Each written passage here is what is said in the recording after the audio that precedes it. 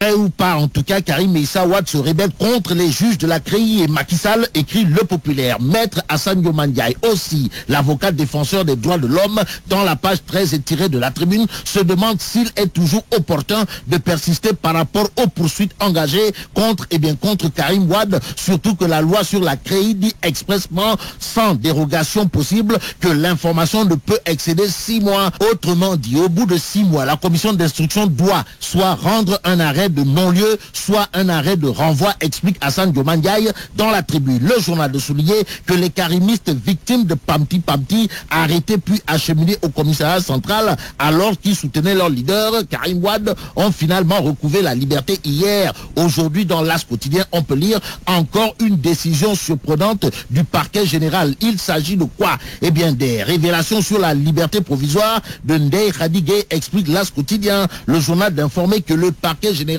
qui avait formé un pouvoir s'est désisté. Conséquence, l'As quotidien nous dit depuis jeudi dernier, l'ancienne directrice du FPE, Ndeye Khady Gueye, a regagné son domicile, ce au prix de 2,5 milliards de francs CFA qu'elle avait cautionné. Ce que ne cautionne pas Macky Sall est livré à la une du quotidien Le Quotidien. Le journal en effet titre Macky freine Mansour Sy. Détoile. Waouh. En tout cas, le journal du groupe Avenir Communication note que le ministre du Travail avait annoncé que 60 000 emplois ont été créés en 2013,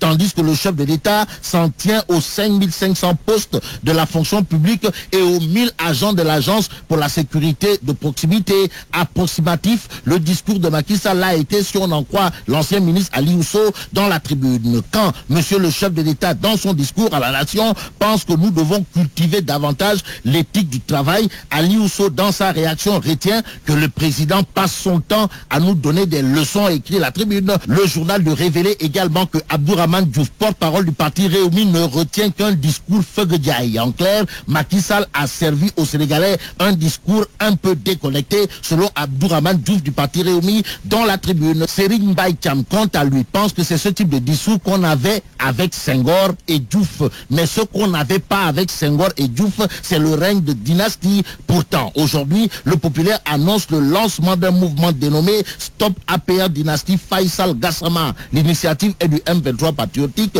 et d'autres forces de l'opposition, révèle le populaire. Restons avec le populaire qui titre Ebola rôde autour du Sénégal. Boule déconner, walaï talaï. En effet, après la Guinée, 3 cas suspects ont été enregistrés au Mali et 2 personnes mises en quarantaine en Gambie, d'après le populaire. Le journal parle également de panique générale à Roissy à l'arrivée d'un vol Air France en provenance de Conakry. Ce qui est bon à savoir, d'après le docteur Sylvain Bèze dans la Tribune, est que le virus Ebola ne se propage pas par l'air et par voie respiratoire. Celui qui ne respire pas l'air de la liberté, selon l'AS, c'est Cheikh Moustapha Mbakelo, fils de Moustapha Cisselo El Pistolero, qui a été arrêté pour avoir fracturé l'avant-bras d'une enseignante.